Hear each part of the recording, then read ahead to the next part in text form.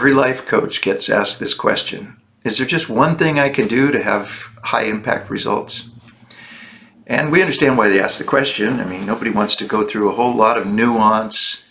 When you're starting out with personal development, it can look like you're at the bottom of a mountain looking up, and it can be overwhelming. Sometimes people are like, why should I even start? I've got so far to go.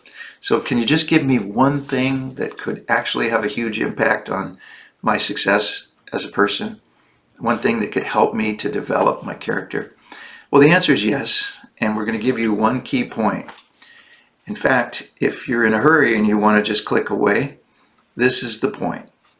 The thing that will help you with personal development is to have better relationships with other humans. And the way to do that is very simple. Change your foundation for your relationships from obligatory to invitational. All relationships do better when they're based on being invited rather than on being made to feel obligated. So there it is. Change from obligation to invitation. Now, for those who'd like to stick around for why this is true, we can support this. Relationships provide us with the support system to be our best. And we all crave healthy, supportive relationships.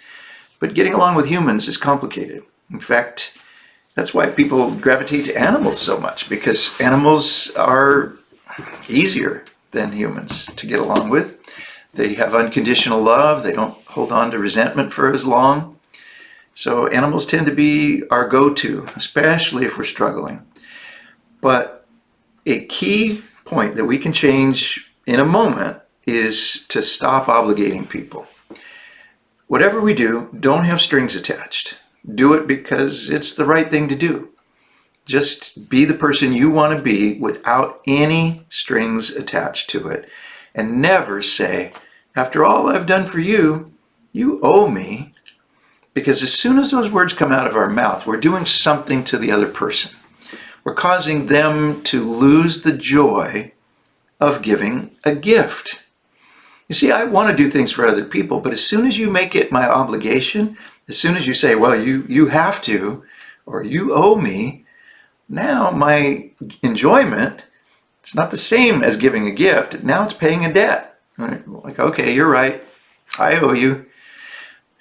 Let's get it over with.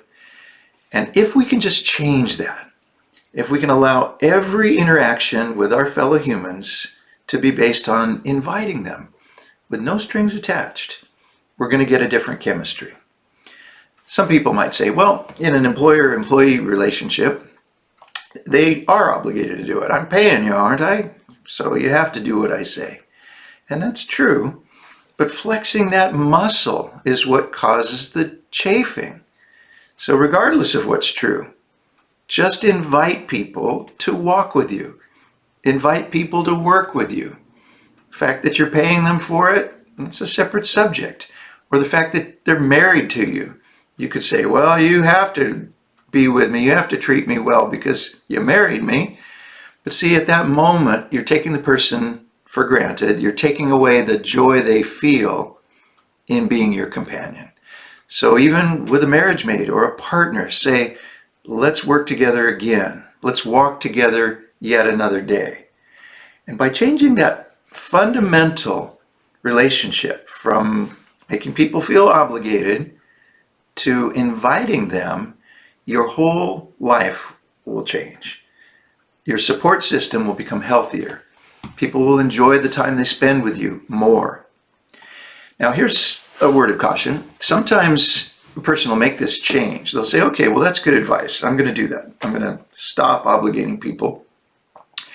And the people that they're dealing with don't change their impression overnight.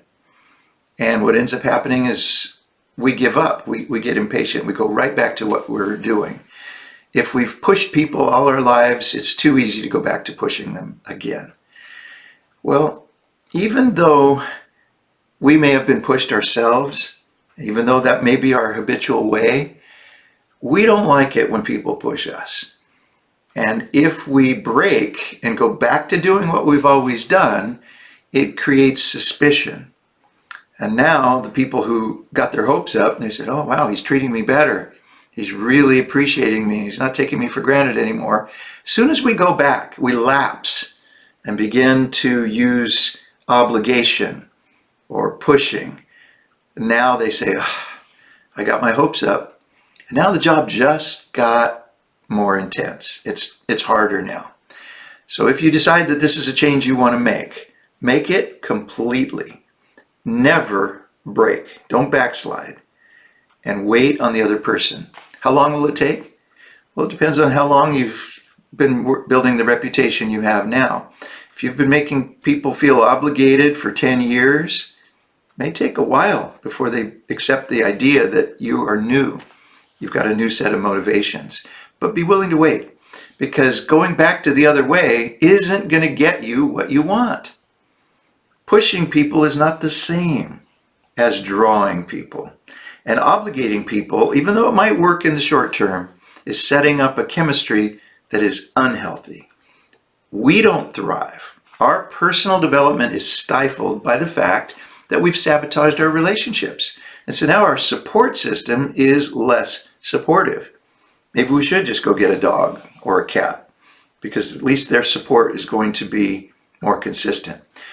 But here it is again. The one change you and I can make in the moment is to just resolve to invite other people. And if they don't accept the invitation, we drop it. We just wait. We go ahead without them down that path. And then let them discover that we really are sincere in this new motivation. Let them begin to believe it, whether it takes a week, a month, a year, or 5 years. It's the best way to get along with other people. Now, once you and I have done that, our personal growth is exponentially improved, because now we have the support of loyal friends who are not doing what they do out of a sense of obligation. They want to be with us. They want the best for us.